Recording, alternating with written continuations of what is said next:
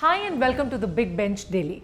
जब भी किसी कपल का डिवोर्स या तलाक होता है तो सबसे ज़्यादा अफेक्ट होती हैं महिलाएं यानी औरतें, क्योंकि उनके पास जीवन यापन के लिए कुछ बचता नहीं है। इस मामले में Indian constitution of law under Hindu marriage act divorce या सेपरेशन के बाद कमाने वाले को एलिमनी देना पड़ता है। लेकिन इस्लाम धर्म में औरतें अभी तक तलाक के बाद अपने अधिकारों के लिए संघर्ष ही कर रही हैं। कुछ ऐसा ही हुआ बीते दिनों, जब एक शिकायतकर्ता ने इल्जाम लगाया कि उसके पति ने उसके मेंटेनेंस के लिए कोई व्यवस्था नहीं की और उसको और उसके बच्चों को छोड़कर सऊदी चला गया और बाद में उसे तलाक दे दिया,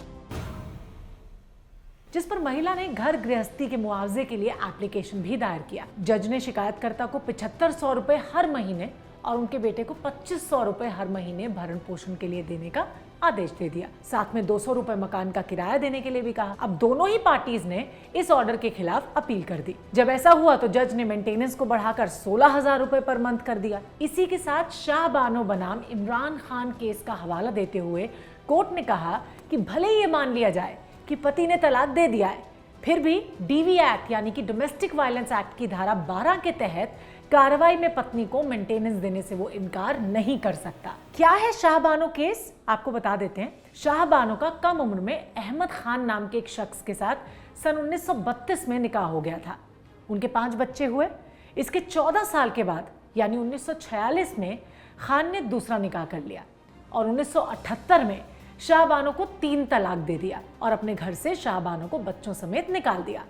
तब शाह बानो की उम्र रही होगी तकरीबन 62 साल की। तलाक के वक्त शाह बानो को खान ने 200 रुपए महीना देने का वादा किया था। बाद में वो इस बात से मुकर गया। इसी के चलते शाह बानो ने इंदौर की अदालत में मामला दायर किया और पति से 500 रुपए महीने की मेंटेनेंस की मांग की, जिसपे कोर्ट ने 25 रुपए देने का आदेश दे दिया। इस फैसले को शाह बानो ने एमपी हाई कोर्ट में चुनौती दी और इस पर 1 जुलाई 1980 को फैसला सुनाते हुए हाई कोर्ट ने मेंटेनेंस को 179 रुपए कर दिया। वहीं शाह बानो के शौहर खान ने इस पर सुप्रीम कोर्ट में अपील की, जिस पर कोर्ट ने कहा कि देश में समान नागरिक कानून की रिक्वायरमेंट है, जिस पर सरकार को विचार करना चाहिए। कोर्ट ने यह भी कहा कि सीआरपीसी की धारा 125 मुस्लिमों पर भी लागू होती है।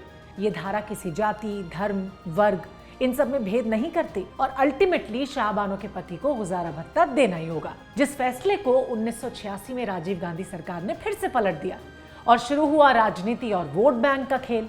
साल 1992 में शाह बानो की ब्रेन हैमरेज के कारण मौत हो गई। बीजेपी सरकार ने अब ट्रिपल तलाक को प्रतिबंधित करने वाला कानून बना दिया है। मुस्लिम महिलाएं अब 3 तलाक से सुरक्षित हैं। अब बिग बेंच पर बैठ के सोचने वाली बात यह है कि इन जैसे मामलों से पता चलता है कि देश में यूसीसी की कितनी जरूरत है। अगर अब तक यूसीसी आ गया होता तो लाखों महिलाओं को इतना संघर्ष ही नहीं करना पड़ता।